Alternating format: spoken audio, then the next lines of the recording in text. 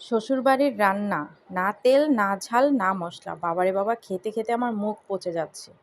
যাই হোক, সেদিন তো আমি চিন্তা করেই নিলাম এবার নিজে কিছু রান্না করব, আর সম্পূর্ণটা আমি কাঁচামরিচ দিয়েই রান্না করব। ঝাল কিছু খাবো এবং যেই ভাবা সেই কাজ।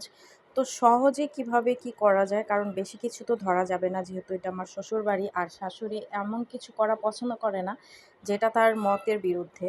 তো যাই হোক, আমি তার কিছুই ধরিনি। আমি আমার মেয়ের কাছ থেকে দুইটা তিনটা পাবদা মাছ নিয়েছিলাম এবং সেটাই আমি আজকে রান্না করব। এবং কিভাবে সে সহজ পদ্ধতিতে রান্না করা যায় সেটা আমি দেখাবো। ব্যাচেলর বা প্রবাসী ভাইয়ারাও যারা আছে ঘরে বসে কিভাবে খুব সহজে একটা রান্নার রেসিপি করে নিতে পারেন সেটাই দেখাবো। তো চলুন। আসসালামু আলাইকুম, হ্যালো এভরিওয়ান। তো আজকে আমি যেই চচ্চড়িটা রান্না করব সেটার জন্য আমি একটা ছোট পটল, একটা ছোট আলু এবং ঘরে থাকা ২-৩টা পুঁইশাকের পাতা আমি নিয়ে নিয়েছি। যেহেতু তরকারিটা আমি একাই খাবো, আমার শ্বশুরবাড়িতে কেউ ঝাল খায় না এবং আমি ঝাল ছাড়া খেতে পারি না। তো অনেক দিন যাবত আমার ঝালের ক্রেভিংস হচ্ছিল। তো এইজন্য আমি যতটুকু সবজি ছিল ততটুকু কেটে নিয়েছি এবং ৩টা দেশি পেঁয়াজ রেগুলার সাইজের নিয়েছি, ১.৫ চামচের মতো আদা রসুন দিয়েছি, স্বাদ মতো লবণ দিয়েছি এবং আমি এখানে হলুদ কম দিব, কারণ যেহেতু এটা ঝোল হবে না। আধা চামচের মতো হলুদ দিয়েছি এবং আমি ১.৫ চা চামচের মতো এখানে মরিচের গুঁড়া দিয়েছি এবং এটাকে আমি ভালো করে মথে নিব। মথা বলতে এটাকে একটু নরম করে মেখে নিতে হবে, যেহেতু এটা বেশি কষবে না বা এটাকে আমি বেশিক্ষণ পানি দিয়ে রান্নাও করব না, তাই এটাকে নরম করে মাখিয়ে নিব এবং এই মাখাটার উপর ডিপেন্ড করেই আপনার রান্নাটা মজা হবে। তাই এটাকে যত সুন্দর করে মাখতে পারবেন আপনার রান্নাটা তত বেশি মজা হবে। তো যাই হোক, আমি তো এটাকে মাখছিলাম এবং এই সবজিটা থেকে কিছুটা পানিও বের হবে, আর এই রান্নাটাতে খুব একটা পানিও দিতে হবে না, শুধু হাত ধোয়া পানিটা দিলেই হবে। এটা অনেক ইজি একটা রান্না এবং যারা ভাজা মাছ খান এটা তাদের জন্য না। তো আমি এইখানে বেশ কিছুটা কাঁচামরিচও দিয়ে দিছি এবং আমার বেবি দেখছেন কাঁচামরিচ নেওয়ার জন্য চেষ্টা করছিল।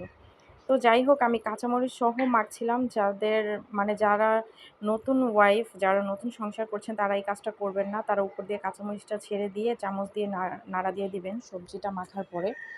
তো আমি এখানে ৩টা পাবদা মাছ নিয়েছিলাম। আপনাদের ঘরে যেকোনো মাছ থাকলে এটাই করতে পারেন। যেকোনো মাছ নেওয়া যাবে, যেকোনো সবজি নেওয়া যাবে। শুধু প্রসেসটা একই রকম। তো এরপরে আমি এখানে কিছুটা তেল দিয়ে দিব। তেল দেওয়ার পরে এখানে আমি হাত ধোয়া পানিটা দিয়ে দিব। খুব একটা পানি দিতে হবে না। জাস্ট হাত ধোয়া যতটুকু পানি ততটুকুই। এবং আমি তেল দিয়ে ভালো করে নেড়েচেড়ে মেখে এটাকে সুন্দর করে মাছটাকে সাজিয়ে দিব। আর মাছটাকে খুব বেশি মথা যাবে না, বাস হালকার উপরে মাছটাকে মাখিয়ে নিতে হবে মশলাটার সঙ্গে ভালো করে। আর এই রান্নার মাখাটা যত মজা হবে, সুন্দর হবে, তত রান্নাটাও মজা হবে। এই যে আমি হাত ধোয়া পানিটা কিছুটা দিয়ে দিলাম, এতটুকু দিয়ে আমার রান্নাটা শেষ হয়ে যাবে। তো আমি এখন চুলার উপর বসিয়ে দিলাম।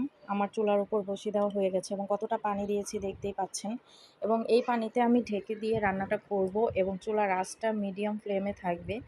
এবং যারা লবণ চেক করবেন তাদের জন্য একটা ছোট্ট টিপস দিয়ে দিচ্ছি।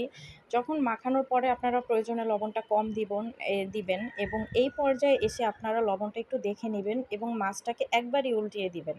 এবং যাদের এভাবে ভাজা ছাড়া মাছ খেতে সমস্যা নেই, এই রান্নাটা শুধু তাদের জন্যই। এবং একবার করে আমি উল্টে দেওয়ার পরে আমি লবণটা কিছুটা চেক করে নিয়েছি এবং আমার রান্নাটা এ পর্যায়ে চলে এসেছে। এখন আমি দেখছি আমার সবজিটা সিদ্ধ হচ্ছে কিনা। যদি সবজিটা সিদ্ধ না হয় এবং আপনাদের তরকারি পানিটা শুকিয়ে যায়, তখন আপনারা কিছুটা গরম পানি অ্যাড করে নেবেন। খুব বেশি না, অল্প কিছুটা গরম পানি অ্যাড করে নেবেন। তো এই তো আমার রান্নাটা হয়ে গেছে এবং এটা হচ্ছে আমার রান্নার ফাইনাল লুক। তো কেমন হয়েছে সবাই কমেন্ট করে জানাবেন আর আমার চ্যানেলটাকে অবশ্যই সাবস্ক্রাইব করে দেবেন। ভালো থাকবেন, সুস্থ থাকবেন। আল্লাহ হাফেজ।